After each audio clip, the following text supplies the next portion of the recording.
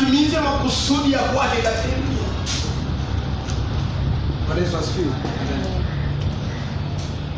Kwa Adamu alichokipoteza kikubwa sana kuliko vyote, alipompoteza Roho wa Bwana, alipompoteza Roho Mtakatifu ndani yake, alikuwa amepoteza fursa ya Mungu kutumia mwili wake kwa ajili ya kutimiza kile ambacho Mungu anataka atimize katika dunia. Kilichosababisha Biblia iseme nyie ndiyo miungu ya dunia hii, kinachosababisha uitwe Mungu wa dunia hii ni kwa sababu ndani yako umempokea Roho wa Mungu.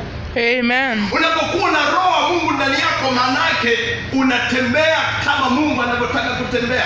Unapokea utisho wa Mungu alionao, unapokea hekima ya Mungu alionao, unapokea vile vitu vyote ambavyo Mungu anavyo.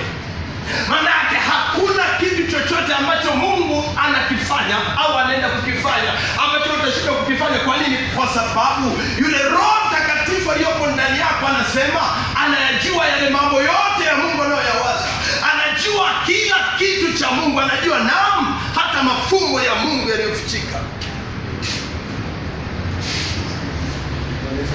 Amen.